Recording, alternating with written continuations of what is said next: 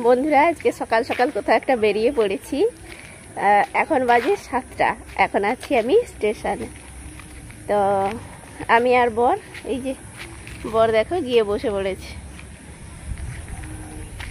দুজন একটা জায়গায় যাচ্ছি, অনেক বড় উদ্দেশ্যে। এটাই শুধু তোমাদেরকে আজকে বলতে পারি। এরপর যদি উদ্দেশ্যটা সফল হয় তাহলে অবশ্যই তোমাদেরকে সব বিষয়টা খুলে জানাবো। তো শুভ সকাল বন্ধুরা, আশা করি তোমরা সবাই খুব ভালো আছো। নতুন আর একটি ব্লগে তোমাদের সবাইকে অনেক অনেক স্বাগত। আবার একটা নতুন দিন, নতুন সকালকে সঙ্গে নিয়ে হাজির হলাম বন্ধু তোমাদের সামনে। তো এই যে যাচ্ছি কোথাও একটা, চলো সঙ্গে থাকো। যতক্ষণ আজকে তো মনে হয় প্রচুর বৃষ্টিও হবে, আকাশ পুরো মেঘে ঢাকা। ভোর থেকে বৃষ্টিও হচ্ছিল, এখন বন্ধ আছে। দেখি কীরকম কি তোমাদের সঙ্গে আপডেট দিতে পারি, সারাদিন দিতে থাকবো। তো সঙ্গে থাকো। ওই যে দেখো বরকে দেখো, এসে রেস্ট নিতে বসে গেছে। ঠিক আছে চলো সঙ্গে থাকো। হ্যাঁ কি বলছো? 1 ঘন্টা এখনো বসতে হবে। হ্যাঁ, এইমাত্র একটা ট্রেন মিস করলাম, কারণ বাসটা লেট ছিল। তো আরও 1 ঘন্টা বসতে হবে এইখানে, তারপর আবার ট্রেন আসবে। সত্যি স্টেশনের কাছে সকালের পরিবেশটা এত সুন্দর লাগছে না। ভোর থেকে তো বৃষ্টি হয়েছে, তার জন্য কিন্তু দেখো কিছু কিছু জায়গায় জলও জমে রয়েছে। আর দেখো এই 7 ভাই পাখিগুলো কিন্তু লাফিয়ে লাফিয়ে বেড়াচ্ছে, দেখতে এত ভালো লাগছে। পরিবেশটা যেন মনোমুগ্ধকর। আর আকাশটা কিন্তু একেবারে মেঘে ঢাকা, যখন তখন বৃষ্টি আসতে পারে। তো মোটামুটি বৃষ্টির দিনেই বেরিয়েছি, কিছু করার নেই। আজকেই ডেটটা ফিক্সড হয়েছে, তার জন্য যেতেই হচ্ছে। তো মোটামুটি এই যে ট্রেনেও উঠে পড়েছি, ট্রেনও ছেড়ে দিয়েছে। ট্রেনটা যেহেতু দীঘা থেকে আসছে, হাওড়াগামী ট্রেন, তো মোটামুটি একটু ফাঁকা ফাঁকাই রয়েছে। ওঠার পরই দেখলাম জানলার সাইডেই সিট রয়েছে, তো বসেও গেলাম। আর সবসময় কিন্তু আমার ট্রেনে কি বাসে জানলার সাইডে বসতে খুব ভালো লাগে, কিন্তু যখন বসতে পারি না তখন তো কিছু করার নেই।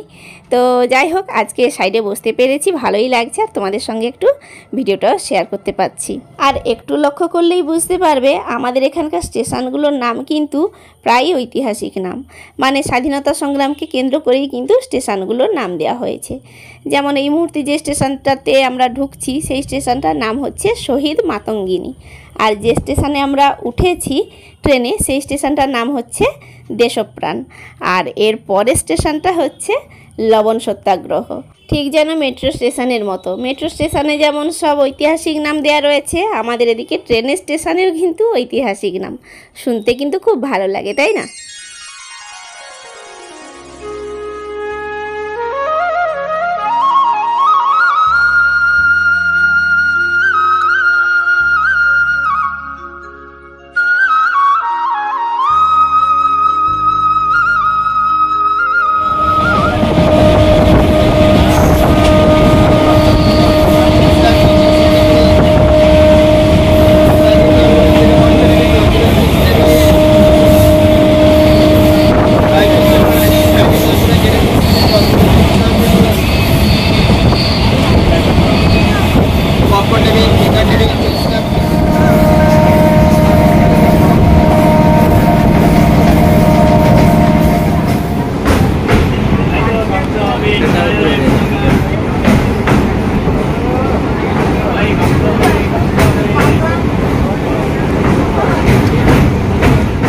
এখন আমরা রূপনারায়ণ নদীর ওপর দিয়েই যাচ্ছি, মানে ব্রিজটা রূপনারায়ণ নদীর ওপর দিয়েই গেছে। আর আমাদের বাড়ির কাছে যে কেলেঘাই নদী, ওই কেলেঘাই নদী কিন্তু এই রূপনারায়ণ নদীতেই এসে মিশেছে। তো দেখো ব্রিজটা শেষ করে এইমাত্র আমরা আবার এগিয়ে চলেছি।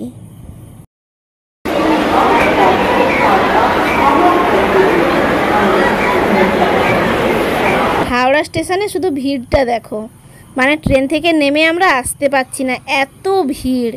শ্রাবণ মাস মানে তো ভিড় হবেই। সব ভক্তেরা যাচ্ছে জল ঢালতে বাবার মাথায় তারকেশ্বরে। তো এই যে বৃষ্টিও এসছে, একটু দাঁড়িয়েও গেলাম স্টেশনে। তারপর দেখো পরে ওই যে জায়গায় যাব আমরা, এই স্টেশন থেকেই অন্য ট্রেনে উঠে পড়েছি। আর মুষলধারে বৃষ্টি এসছে, এত বৃষ্টি হচ্ছে দেখো ট্রেনের ভেতরেও জল জমে যাচ্ছে। আর এইমাত্র ট্রেনটা ছেড়েও দিল।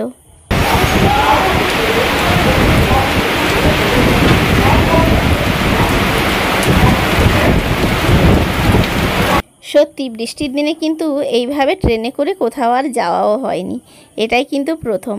বেশ ভালোও লাগছে। আর ট্রেনটা কিন্তু পুরোই ফাঁকা, মানে খুবই কম জন উঠেছে। এত বৃষ্টির জন্য মানুষও কম ট্রেনের মধ্যে। আর দেখো ট্রেনের মধ্যে কীরকম জল জমে যাচ্ছে। আর এই ট্রেনটাতে কিন্তু বেশি দূরে যেতে হবে না, মাত্র 4টে স্টেশন। তার জন্য কিন্তু এইভাবে দাঁড়িয়ে দাঁড়িয়ে ভিডিও বানিয়ে বানিয়ে পৌঁছে গেলাম। তো বন্ধুরা এইমাত্র কাজ কমপ্লিট করে বেরোলাম। তো এবার যাব বাড়ি। চলো কী কারণে এসেছি, কী ব্যাপার সবই বলবো বাড়ি গিয়ে। আর এটুকু বলে রাখি, আমি কিন্তু ব্যান্ডেল চার্চের কাছেই আছি। অনেকটা দূর এসেছি বাড়ি থেকে, আর বৃষ্টিও পড়ছে। সঙ্গে থাকো, বাড়ি গিয়ে সব কিছু বলছি। বর সামনের দিকে এগিয়ে চলে গেছে, চলো সঙ্গে থাকো। বন্ধুরা মাঝখানে তো আর ভিডিও বানাতেই পারিনি, কারণ হাওড়া থেকে পাঁশকুড়া পর্যন্ত পুরো দাঁড়িয়ে দাঁড়িয়ে এসেছি। তার উপর আবার বিভৎস ভিড় ছিল। ওই যে শ্রাবণ মাসে সব জল ঢালতে গেছিলো বাবার মাথায়, তার জন্য। তো মোটামুটি এই যে পরের ট্রেনটাতে, যেটা দীঘাগামী ট্রেন, ওতেই যে উঠে পড়েছি। আর ট্রেনটা ফাঁকা থাকার কারণে বর শুয়েও পড়েছে, বলছে একেবারে স্টেশনে এলেই ডাকবে আমাকে।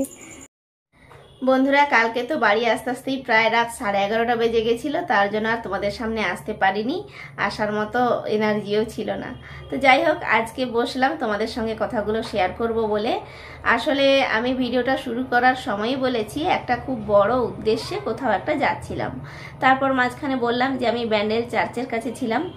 তো এত কিছু না বলে আমি বলি যে একটা খুব মহৎ উদ্দেশ্য বা বড় উদ্দেশ্য বলতে, আমরা তো গ্রামে বাস করি। আমাদের গ্রামে মা বোনেরা কিন্তু প্রায় বেকার। হ্যাঁ, তো আমার অনেক দিনের ইচ্ছে ছিল যে আমাদের গ্রামের বা আমাদের এই গ্রাম্য এলাকার ছেলে মেয়েরা যদি কিছু কাজ পায় বা আমি যদি কাজ দিতে পারতাম তো ভালোই হতো। এটা কিন্তু মন থেকে আমার সবসময়ই হতো। তো যাই হোক, মনের এত ইচ্ছে ছিল, কিন্তু পূরণ হবে এটা কিন্তু কখনো ভাবতে পারিনি। তো মোটামুটি এখন আমাদের গ্রামের বেকার মা বোনেদের জন্য কিছু একটা কাজের সুযোগ আমি পেয়েছি। তো সেই কাজটাই আনার জন্যই আমি অফিসে কথা বলতে গেছিলাম, আমি আর বর। তো মোটামুটি আজকে বলছি কালকে। তো কালকে কথা হয়েছে স্যারদের সঙ্গে, স্যাররা আসবেন বলেছেন। আর যে কাজ দেবেন বলেছেন আমাদের গ্রামের মা বোনেদের, ওই কাজটা করলে মোটামুটি হাত খরচটা উঠে যাবে। যাই হোক, আমাদের গ্রামের পরিবারের কি বলো তো, সংসারে না অভাব, তো আর অভাবের জন্যই নিত্য ঝামেলা লেগেই থাকে। তো মা বোনেরা যদি কিছু রোজগার করতে পারে, সংসারটাই কিন্তু অনেকটাই মানে শান্তি থাকে। তো যাই হোক, অনেকটা প্রচেষ্টা করছি, যতক্ষণ না কাজ আসে অনেকটাই চেষ্টায় আছি বা চিন্তায় আছি। তো বন্ধুরা আমি কিন্তু তোমাদের সবার আশীর্বাদ চাই, সবার আশীর্বাদ নিয়েই আমি কাজটা শুরু করতে চাই। আর স্যারেদের কাছে আমি খুবই কৃতজ্ঞ থাকবো সব সময় যদি আমাদের গ্রামের মা বোনেদেরকে কাজটা দেয়। তো এটাই আমার মহৎ উদ্দেশ্য বলতে পারো। সবার কাছে সব উদ্দেশ্যটা সমান হয় না, আমার কাছে এটা কিন্তু মহৎ উদ্দেশ্যই। কারণ কি বলতো, চোখের সামনে অভাব দেখি, তো আমার কেন প্রত্যেকটা মানুষের কেন অভাবের জন্য অনেক মানুষের ছোট ছোট আশাগুলোও না পূরণ হয় না, বা মানে অনেকটাই কষ্টের মধ্যে থাকে।